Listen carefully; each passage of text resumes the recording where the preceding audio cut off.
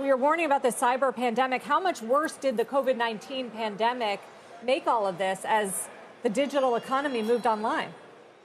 Good afternoon. Great to be here. And indeed, the COVID period made ransomware much, much worse than it was before. We've seen an attack of over 93% in ransomware attack compared to a year ago. You've quoted the average ransom that's being paid, which is not trivial anymore. We were talking about starting from hundreds and thousands of dollars on enterprises and going up to tens of millions of dollars on paid ransom. What are the consequences of all this, besides the fact that companies and potentially governments are going to have to pay these ransomware attacks or pay up in Bitcoin to get their data? What ultimately is going to happen with all this data that's been stolen?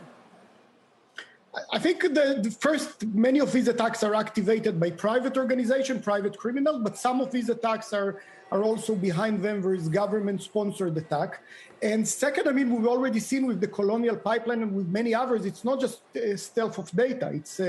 It's shutdown of critical infrastructure. And we've seen it with Colonial Pipeline. We've seen it with hospitals.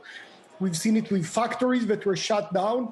And that's something that we should be really, really worried about, especially if it's used by not just by people that want our money, but by terrorist organizations or foreign governments that I'm sure are watching that and have more, bigger powers than what we've seen so far.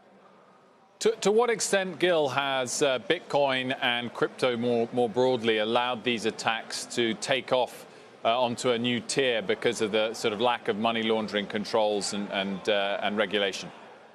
I wouldn't blame Bitcoin about that. I think the situation on cyber started way before Bitcoin. I think Bitcoin, like many other modern infrastructures, allowed the attackers to monetize in a better way.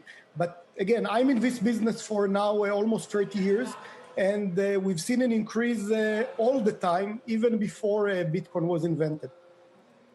So who are the worst actors? Which countries? What type of entities?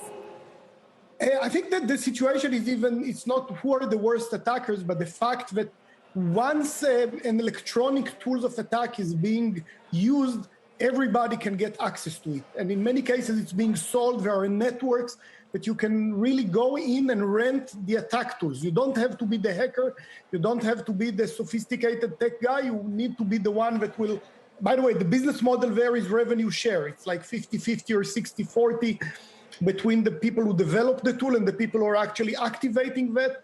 And that's one of the worst things about cyber attacks, that basically every kid in the world can have access to strategic weapons that may have been developed. By the way, we've seen some of these tools have been developed even by the US government and used against the US a year or two later. Shepard Smith here. Thanks for watching CNBC on YouTube.